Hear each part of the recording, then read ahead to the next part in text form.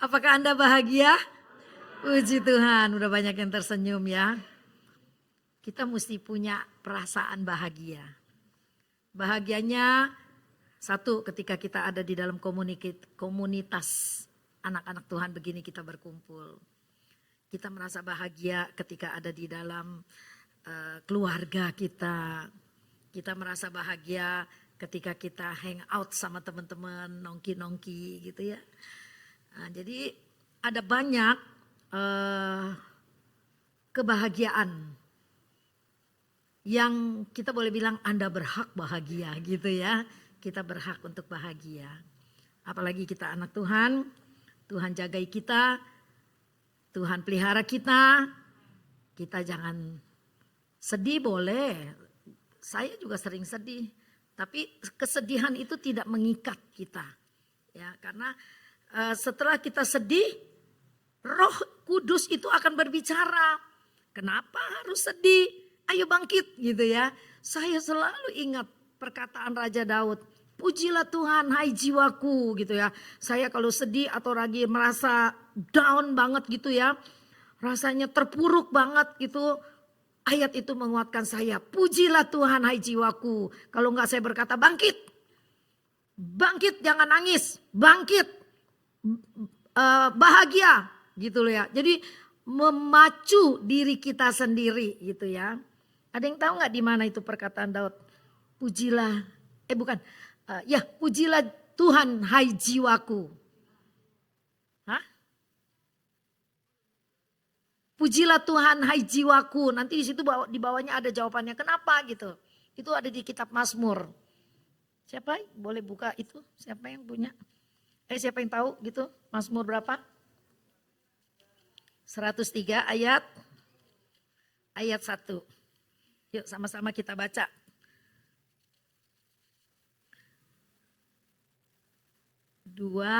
Berdiri deh, berdiri.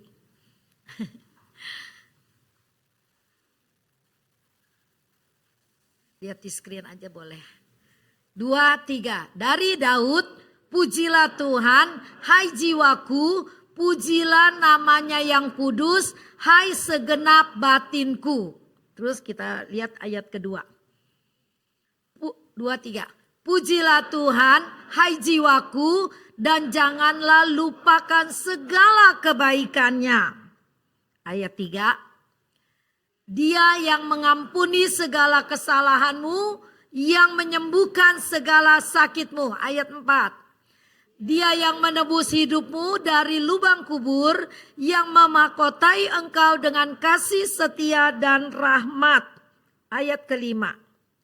Dia yang memuaskan hasratmu dengan kebaikan, sehingga masa mudamu menjadi baru seperti pada burung Raja Wali. Silakan duduk. Ini ayat pembukaan. Firman Tuhannya bukan ini gitu ya. Jadi kita berhak untuk bahagia ya. Raja Daud ngajarkan kita, pujilah Tuhan hai jiwaku, pujilah namanya yang kudus hai segenap batinku. Ayat 2, 3, 4 itu jawabannya. Kenapa kita harus menyemangati jiwa kita sendiri. Biasa kan kita bilang pujilah Tuhanku selama-lamanya. Tapi ini Raja Daud bilang pujilah Tuhan hai jiwaku. Jadi kita menyemangati diri kita sendiri ya. Selama kita hidup nggak mungkin nggak ada masalah. Masalah itu akan datang. Ayub bilang apa? Hidup ini adalah pergumulan. Tiap hari peperangan. Bukan perang bawa senjata, perang melawan berbagai masalah gitu ya. Nah, firman Tuhannya pada malam ini judulnya adalah besi tumpul. Ya, gambarnya coba tolong tampilin dulu gambarnya. Saya kira yang tugas di LED Semi, saya kirimin gambar ini. Enggak ada berita di bawahnya gitu ya. Wah, Semi pasti kaget nih di rumah. Apa-apaan ini Tante Nila? Mau ibadah ngirimin gambar pisau, kayak ngancem gitu ya. Padahal ini tema daripada firman Tuhan ya. Semoga si Semi di rumah, ada gak di sini? Semi di rumah hatinya damai sejahtera gitu ketika ngelihat gambar pisau ya. Ini pisau. Pisau kalau udah tumpul enak gak dipakai? Gak enak ya. Saya orangnya paling males ngasah pisau. Gak seneng. Tapi kalau pisau tumpul saya bisa ngomel-ngomel gitu. Kalau ada si om yang paling rajin ngasah pisau. Ketika om gak ada, mau gak mau saya harus ngasah pisau. Gitu ya. Jadi itu memberikan sebuah inspirasi. Begitulah iman kita kepada Tuhan. Seperti pisau. Dia kan dari lempengan besi. Tumpul. Kalau gak diasah, gak bisa motong apa-apa. Terus kalau gak diasah, gak tajam. Sepertinya pisau itu gak ada gunanya gitu ya. Nah ini malam ini saya mau bicara tentang ini. Kita baca ayatnya Pengkhotbah 10 ayat 10. Pengkhotbah 10 ayat 10. Jika besi menjadi tumpul dan tidak diasah, maka orang harus memperbesar tenaga. Tetapi yang terpenting untuk berhasil adalah hikmat. Kitab Pengkhotbah ditulis oleh Salomo ketika dia berusia tua. Ketika dia muda, dia nulis Kidung Agung. Semua aroma cinta, gitu ya. Wow. Ya, cantikmu ya. Wah, pokoknya itu pujian-pujian yang sangat romantis gitu ya. Nah, ketika dia masih muda, terus ketika dia umurnya sudah belum tua, menjelang tua, dia menulis kitab Amsal yang penuh dengan kehidupan sehari-hari. 31 kitab Amsal kalau kita rajin baca, setiap hari satu pasal, satu bulan kita udah bisa selesaikan itu kitab Amsal. Kitab yang penuh hikmat ya. Di antara kitab Amsal itu ada kata-kata yang tajam-tajam gitu loh ya. Lebih baik tinggal di soto rumah daripada dengan istri yang cerewet gitu ya. Itu kan tajam banget tuh ya perkataan Amsal ya gitu. Tapi ketika dia menulis Pengkhotbah, di usia tuanya dia udah menikmati semua kemewahan, keindahan duniawi, keindahan percintaan gitu ya, dengan istri yang begitu 300 istri dengan 700 gundik gitu ya. Nah, dia udah menikmati semuanya sampai akhirnya di dalam kitab Pengkhotbah 1 ayat 1 dia katakan, dengan judul perikop yang pertama itu, segala sesuatu sia-sia. Ya, jadi dia melalui pengalaman hidupnya itu, dia menarik kesimpulan semuanya sia-sia. Apa yang dia pernah lakukan, apa yang pernah dia dapatkan, kemuliaan yang begitu hebat, kenikmatan hidup yang begitu hebat, semua judulnya sia-sia. Saya nggak ngomong itu tentang panjang, tetapi dengan kita baca kitab Pengkhotbah, dengan kita baca satu persatu ayat itu, yang dia berkata begini, Pengkhotbah 3, segala sesuatu itu ada masanya gitu ya. Ada masa orang lahir, ada yang mati. Ada yang sedih, ada yang gembira. Begitu ya. Jadi opositnya gitu. Jadi lawan katanya tuh ada semua gitu. Kalau kita nggak baca kitab Amsal, kita nggak mikirin begitu ya.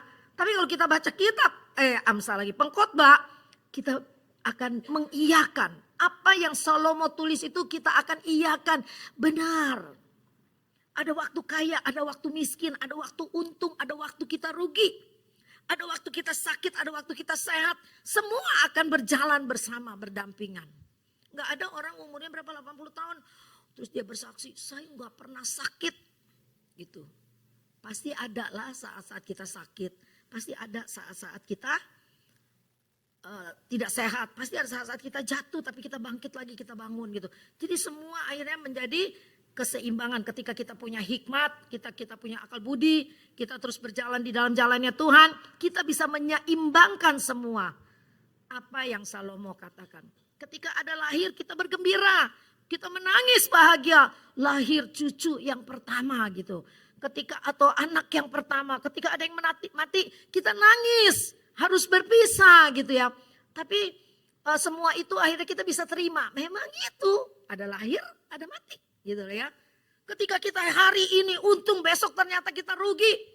Ya memang begitu. Ada orang mengalami untung, ada orang mengalami rugi. Waktu COVID, ada orang yang menjadi kaya dengan menjual obat vaksin, tes PCR, dibisniskan begitu. Obat antibiotik, apa itu ya, azitromisin kalau nggak salah ya. Itu padahal sekarang kalau kita beli murah banget ya Sus ya. Tapi waktu COVID itu jutaan harganya. Dan orang kaya mendadak. Tapi ada orang yang miskin menjadi bangkrut karena nggak bisa bergerak, nggak bisa berjualan, nggak bisa laku barangnya. Nah itu hidup. Nah, sekarang kita bagaimana mau menyikapinya? Makanya saya beri tema besi tumpul. Ya nanti pilihan kita. Kita mau tetap aja jadi besi yang tumpul atau kita mau besi yang tajam. Jadi kita mau imannya yang tumpul, yang gak bergerak, atau mau jadi iman yang tajam. Kita peka, iman yang tajam itu kita peka. Kita peka, terus kita waspada dan kita berani mengambil keputusan. Misalnya di tengah-tengah satu persoalan yang kita tahu, aku harus berjalan di atas kebenaran firman Tuhan, aku ambil keputusan. Luar biasa itu ya, memang itu harus belajar. Kita gak bisa, saya si pengkhotbah pun gak bisa, enak bener ngomong. Saya juga akan diperhadapkan pada hal-hal yang saya khotbahkan gitu. Nah ini respon saya apa? Nah saya bawakan ini respon saudara apa ketika menghadapi segala sesuatu. Ada orang ketika divonis dokter 3 bulan lagi usianya habis di muka bumi ini. Langsung dia seperti runtuh dunianya gitu. Saya pernah ngalamin gitu. Ketika divonis kanker tahun 93. Mana belum populer lagi pengobatan kanker pada waktu itu. Yang populer adalah kena kanker mati. Nah itu yang populer. Dan saya di masa itu runtuh semuanya. Aduh. Tapi saya bersyukur kepada Tuhan. Saya meresponinya begini. Setelah 10 hari kerjanya nangis melulu. Setelah 10 hari itu saya dikasih ayat. Mazmur 37 ayat 22. Coba ada gak ayatnya ya? Kemalangan apa ayat 20? Kemalangan orang benar itu banyak. Tapi Tuhan meluputkannya. Itu saya udah jadi pelayan Tuhan waktu itu. Tuhan kasih itu loh ayat loh.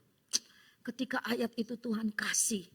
Saya meresponi dengan berkata di hati saya sendiri. Seperti Daud bilang, pujilah Tuhan hai jiwaku. Saya berkata kepada jiwaku, Tuhan sayang banget dengan saya. Akhirnya ketika kita merasa seperti itu, kita bangkit. Ya udahlah, kalau memang harus dioperasi, operasi. Kalau memang tinggal 3 bulan, ya gak apa-apa.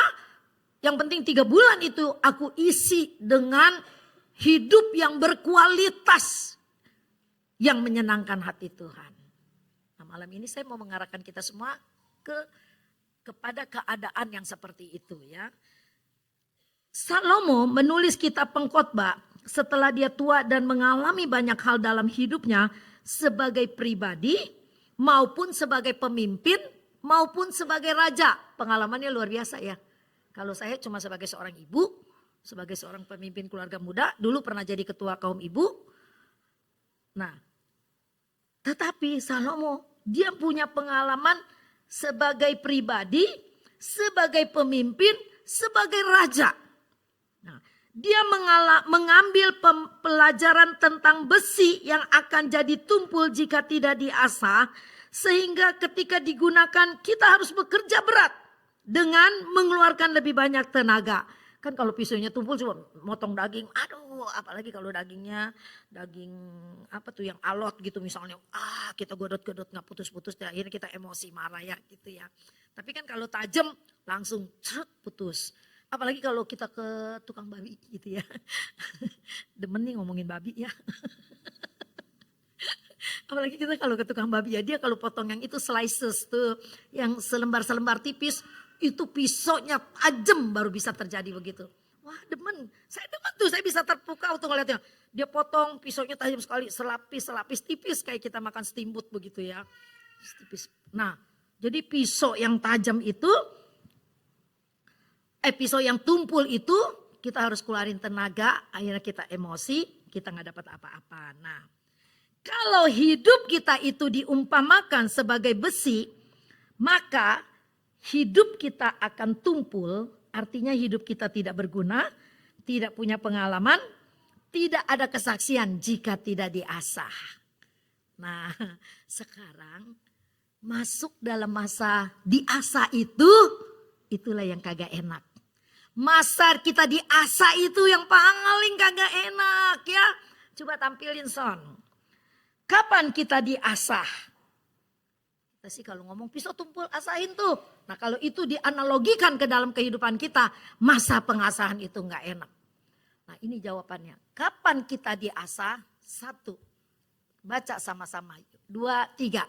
Ketika kita melewati masalah, pergumulan, ujian. Enak gak? Gak enak. Tapi ketika kita masuk dalam satu masalah yang berat, dalam satu pergumulan rumah tangga yang berat, masuk dalam satu pergumulan pekerjaan yang sangat menekan, ya, masuk dalam satu ujian yang kita bilang, aduh jatuh ketimpa tangga, ya ketimpa batu bertubi-tubi lah begitu ya. Tapi kalau kita bisa meresponinya dengan baik, kita tahu kita sedang diasah. Enak gak? Enggak enak. Betapa banyak orang menjadi putus asa ketika ada masalah datang. Mau bercerai. Ketika ada masalah datang, udah akhirin aja hubungan kita, persahabatan kita putus. Padahal sebetulnya kita sedang diasah untuk menjadi satu besi yang tajam dan itu berguna. Tapi banyak orang putus di tengah jalan. Saya paling sedih kalau berdoa untuk orang, tante saya mau bercerai. Aduh, itu doa bisa nangis. Di mana janji firman, janji altar ketika menikah di depan mimbar, di hadapan hamba Tuhan yang menjadi Allah, wakil Allah. Begitu indah kita berjanji, tapi ketika ada masalah datang, aku mau bercerai. Tapi saya bersyukur ketika ada orang yang mau dinasehati kiri kanan, terus tidak terjadi perceraian, malah terus bertumbuh. Nah itu dia lulus di dalam pengasahan hidup. Tapi ada juga yang gak bisa dinasehatin, dua-dua keras akhirnya gagal. Nah itu dia gak mau diasah, dia mau tetap menjadi besi yang tumpul. Ingat pergumulan. Pergumulan itu banyak loh, melawan penyakit itu juga pergumulan yang hebat. Melawan masalah apa? Perhubungan, mertua dengan menantu, anak dengan anak, oma dengan cucu yang udah gede, mungkin udah mulai beda pendapat, sesama teman dagang, persaingan di perdagangan, di pelayanan, persaingan di antara pergaulan sosialita. Itu semua menjadi masalah yang akan mendatangkan ujian bagi hidup kita. Dan itu ternyata Tuhan sedang mengasah kita. Ya, nanti kita setelah belajar ini kita akan bilang begini sama Tuhan. Tuhan terima kasih.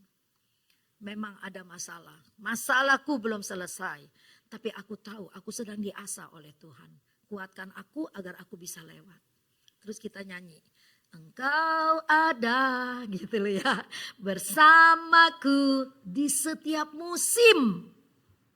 Musim apa? Di sini nggak ada musim salju, adanya musim panas, musim hujan, 2 macam doang. Tapi di setiap musim hidupku, tahun ini kayaknya musim paceklik, keuntungan menipis, pas-pasan antara pengeluaran dan pemasukan pas-pasan, kagak ada lebihnya banget. Ada musim-musim begitu. Tapi tahun ini musim keberuntungan, gaji naik, banyak bonus. Rumah tangga bahagia gitu ya, anak-anak lulus, ada musimnya. Saya pernah berdoa nih, ada banyak orang yang mengalami terus curhat sama saya. Pagi-pagi itu saya udah bercucuran air mata begini.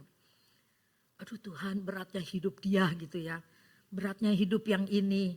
Dan juga beratnya hidupku gitu loh ya. Lagi curhat nih kepada Tuhan.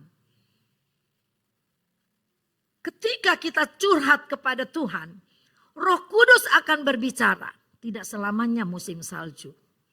Salju 4 bulan akan berganti dengan musim semi. Musim semi 4 bulan akan lewat, berganti musim panas. Musim panas akan berlalu, masuk musim gugur. Musim gugur berlalu, musim salju. Rasanya semua mati. Tapi itu enggak terus-terusan kan. Habis musim salju, malah timbul musim semi di mana bunga-bunga bermekaran. Bagus banget. Kalau kita di Indonesia ada musim gugur. Bulan Desember bunga flamboyan. Kan ada lagunya ya. Itu baby boomers punya lagu ya. Iya baby boomers punya lagu itu. Bunga flamboyan ya berguguran itu di bulan Desember. Tapi kalau di luar negeri bunga-bunga berguguran itu bukannya tidak indah loh. Nah saya mau cerita nih ya, musim gugur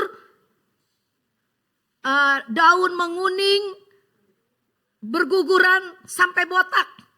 Tapi dibilangnya musim gugur itu paling indah. Saya pernah ngalamin itu di Korea. Aduh bagus banget. Nah usia waktu itu saya usia 50 lebih gitu ya. 60 ya enggak 50 lebih belum masuk 60. Tahu enggak? Usia-usia seperti gitu yang mendekati 60 itu ada di musim gugur. Usia itu ada di musim gugur. Ya mendekati musim salju gitu ya. Atau mau mendekati akhir hidup kali gitu ya. Ternyata musim gugur itu paling indah. Terus kenapa saya harus menyikapi hidup dengan kesedihan? Wah bangkit.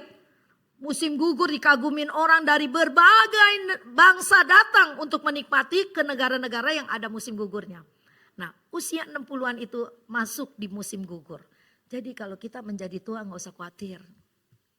Gak usah fillers ini, fillers sana, biarin aja nih pipi turun, keriput di sini. Yang penting di musim itulah hidup kita indah ya. Ya, puji Tuhan. Jadi kita selalu akan menyemangati diri kita untuk aku selalu mau bahagia gitu ya. Makanya kalau keluar rumah jangan mukanya cemberut, keluar rumah ketemu sama Tante Nila di pasar, Tante Nila akan bilang, "Hei, mukamu kenapa begitu?" Ya. Ketawa aja, tapi kalau lagi jalan sendiri jangan ketawa ya. Takut saya. Tadi di depan ada saya bilang, "Riki, itu kok sekarang ketawa sendiri?" Udah dari dulu Tante, kata Riki. Di depan dekat pintu ada yang lagi ketawa-ketawa sendiri gitu ya. Padahal gak ada, kirain saya ketawa sama saya, ternyata dia gak lihat saya. Berarti dia bukan ketawa sama saya, dia ketawa sama yang gak kelihatan mungkin gitu ya. Nah yang kedua. Ketika kita mendapat perlawanan, perbedaan pendapat, dikritik, ditegur, bahkan mungkin didisiplinkan. Wow, ini nggak enak. Dikritik aja kita nggak enak. Ada orang sampai nggak mau ke gereja karena apa? Kok lu gendut amat katanya. Udah gendut pakai si amat. Ya. Lain kali jangan gitu ya. Kalau ngeliat Tante Nila gemuk, Tante Nila sekarang kok kayaknya lebih seger gitu ya. Pipinya tembem dikit gitu ya. Kita udah tahu lah perempuan, berarti gue gendut gitu kan ya. Pakai bahasa yang halus gitu ya. Yuk kita baca Amsal 27 ayat 17. Sony tolong tampilin. No. Sama-sama kita baca. 2, 3. Besi menajamkan besi, orang menajamkan sesamanya. Weis. Besi menajamkan besi. Kembali lagi ke nomor 2 tadi. Ini. Kenapa? Kapan kita diasah? Yaitu ketika kita ada perbedaan pendapat dengan kawan. Ada perlawanan, orang gak setuju dengan ide kita. Ditegur. Saya paling kagak, ya marahnya kecil di dalam hati kalau ditegur. Tante Nila gini. Iya ya, nanti di rumah mikir iya benar juga. Enggak, tadi kayaknya kurang etika gitu misalnya gitu ya. Jadi kita boleh tersinggung sebentar aja, tapi setelah kita tersinggung kita bisa terima sebentar. Akhirnya kita berpikir iya benar sebetulnya gue tuh tadi kurang kurang bagus lah, kurang elegan banget sikap gue gitu ya. Ada teman saya yang mengaku begitu, ketika dia ditegur dia ngamuk. Tapi ketika besok dia bilang nih sama saya, sebetulnya ketika gue berpikir emang benar, kemarin tuh gue ngucapin salah. Cuma ngucapin begini aja sampai akhirnya renggang ini hubungan. Yang satu memang orang kaya, tercukupi semua. Jadi anaknya protes. Mamanya puji nih, anak yang ini yang paling banyak kasih mama gitu ya. Mamanya dengan polosnya bercerita gitu. Nah anak yang dua juga bukan kekayaannya kurang dari anak yang ini. Anaknya protes dua-dua bilang begini. Mama jangan suka banding-bandingin begitu, nggak bagus gitu ya. Nah ada satu teman, bukan orang kaya. Dia nyeletuk begini. Saya emang gak pernah minta-minta duit sama anak. Wow, tersinggung. Tersinggung terus yang bilang begini. Dialognya kira-kira begini. Saya juga gak pernah minta sama anak. Nah jadi udah gak enak nih, udah panas. Perkataan yang sebetulnya spontanitas. Gak dipikirkan, mau diomongin bahan itu atau mau didiskusikan. Spontanitas. Akhirnya tersinggung. Udah 1 minggu tidak berkomunikasi. Tadi telepon saya. Saya bilang gini, Bu. Sebetulnya ya memang kagak enak itu omongan. Tapi namanya kita berteman. Dia juga mungkin gak sengaja mau ngomong begitu. Kata saya gitu. Udah dimaafin aja kata saya gitu ya. Kan kita berteman, bersahabat. Bukan berteman aja, kita tuh bersahabat gitu ya. Iya ini dia gak balas WA saya apa. Gak apa-apa nanti juga dia balas kok kata saya. Saya udah ngerti banget sifatnya kayak apa gitu. Akhirnya dia adem. Malam ini berangkat ke Singapura. Tapi dia udah adem. Dia bilang gak apa-apa ya pergi aja dengan damai. Gak ada apa-apa. Nanti percaya deh kata saya. Karena kenapa? Saya udah sering berkali-kali disakitin sama teman yang ini. Tapi gak mempan karena pisau saya udah tajam. Kalau masih tumpul wah gregetan. Gergetannya minta ampun. Tapi kalau udah tajam pisau saya, biarinlah. Yang penting dia tahu. Saya selalu mendampingi dia ketika dia ada dalam kesusahan. Itu sudah cukup. Yang ku buat kebaikan. Kalau kau mau buat jahat, saya tahu dia gak jahat. Tapi dia perkataannya suka menyakiti hati. Nah ada orang-orang yang ucapannya kurang bijak seperti itu. Tapi dia ada di antara kita. Kita mesti buang apa enggak? Coba jawab. Singkirin apa enggak? Dia itu jadi masalah loh. Dia itu jadi duri loh. Waduh. Kalau Tuhan taruh orang yang seperti ini di tengah-tengah kita. Berarti Tuhan mau kita merangkul dia. Ya, itu yang saya dapatkan dalam pengalaman hidup saya dalam melayani Tuhan. Berarti Tuhan mau kita merangkul dia supaya dia enggak tegang terus tuh ototnya. Ototnya apa ya, emosinya tuh nggak tinggi terus begitu. Nah ketika kita mendapat perlawanan, apalagi kalau rapat panitia Natal, apalagi kalau rapat ini, wah seru banget ya, dikritik, ditegur. Kalau didisiplinkan ini misalnya begini, dulu pengalaman saya nggak mau di sini ya, di Penang, saya kan aktif. Itu ada satu pengerja. Bukan pengerja sama jemaat, tapi dia mau melayani gitu loh. Dan dia digaji, jadi dia harus punya tanggung jawab. Dia suka jemputin anak-anak TKW yang kerja di pabrik-pabrik yang dari Medan itu. Nah, lapor sama pastor, itu namanya Joseph kebetulan ya, si Ocep nih ya. Pastor, itu si Ocep itu kalau bawa mobil ngebut. Diperingatin sama pastor, gak mau dengar. Terakhir nyeruduk 1 bulan 3 kali nyeruduk mobil-mobil gereja gitu ya. Sama pastor gak dimarahin. Untuk 3 bulan kamu gak boleh nyetir. Didisiplinkan. Gak boleh nyetir. Apa dia pindah gereja? Enggak, dia terima. Dan saya senang banget ketika dia ngelihat itu. Ketika saya ngelihat dia sikapnya biasa aja tetap ibadah. Kalau diledekin ayo gak boleh nyetir ya sama pastor iya gitu. Jadi dia terima dengan lapang dada. Kalau Tante Nila tegur.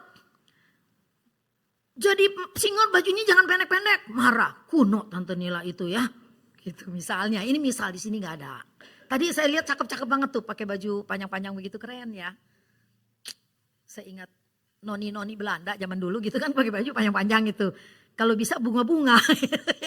Keren ya, cakep gitu ya. Saya lihat tadi gitu, cantik banget gitu ya. Cantik deh pokoknya ya. Jadi kita menampilkan sesuatu yang baik, siapa yang dimuliakan? Tuhan.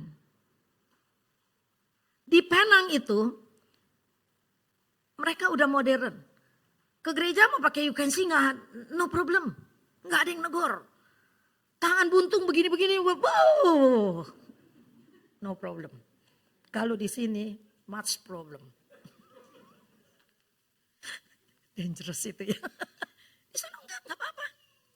Tapi ketika anak-anak Medan yang berbahasa Melayu beribadah pakai baju kayak mau kondangan keren rapi, itu jadi berkat banget. Bukan kerennya loh, karena anak-anak TKW kan sederhana tapi mereka senang up to date gitu di mode. Jadi akhirnya mereka ke gereja juga ikut sopan. Karena apa? Mereka ngelihat anak-anak Medan yang beribadah itu pakai bajunya rapi-rapi gitu. Ngelihatnya enak banget. Nggak ada yang pakai gitu karena kita udah biasa di sini.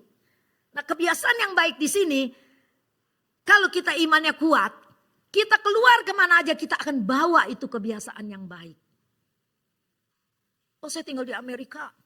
Udah pakai baju begini, begono gitu ya. Ketemu orang beda banget ketika dia di Kebon Jati gitu kan ya.